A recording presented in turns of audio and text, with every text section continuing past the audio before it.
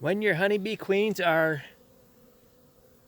this big, you do not need to mark them. I mean, really, that is twice the size of a honeybee. If you can't see that, then you need glasses or you need to get a different hobby.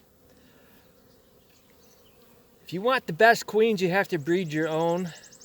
Every time I bought honeybee queens, especially from Foley's Russian Bees, they were poor quality, they were small.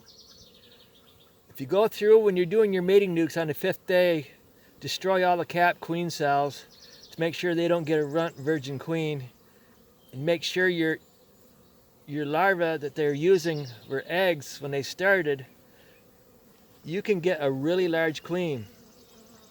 But I do have a queen from last year that is too large. It slows her down. She has a hard time laying eggs in those little cells.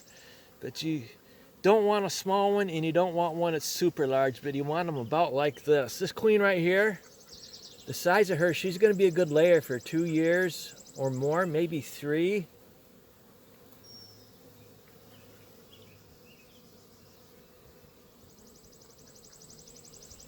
Man, I can't say enough about breeding your own queens. You guys that are buying queens from queen dealers, you don't know what you're missing.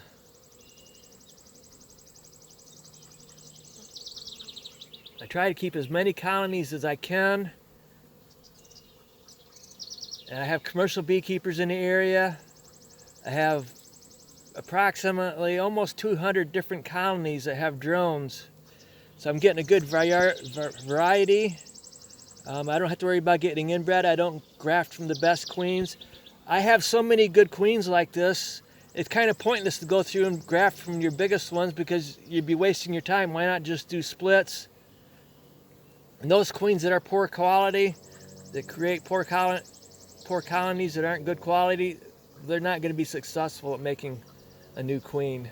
So eventually they weed out the poor quality queens and colonies on their own. You don't really need to be doing that. Okay, I'm going to close this up again. This is my, nobody else in the world does this, 5-frame nuke in a deep. Use my insulated fillers. I have plenty of room to slide them over.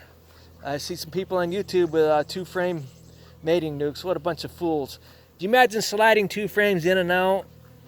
What I was doing last summer is I would check on day 8. If I didn't see a virgin queen in there, I'd do it in the morning, check on day 8, and then I'd put a new virgin queen in.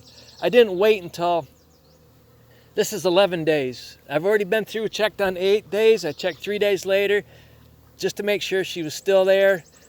I did have one yesterday that was in the hive on day 8 that wasn't there on day 11. So she probably went out again for another mating flight, or didn't take a mating flight until after day 8 and she got lost. But usually if you see your queen on day 8, there's a good chance that she's going to be a laying queen 3 days later. You don't have to wait 2 weeks. Very few times have I ever seen a queen take 14 days, 2 weeks to start laying. Okay? Thank you.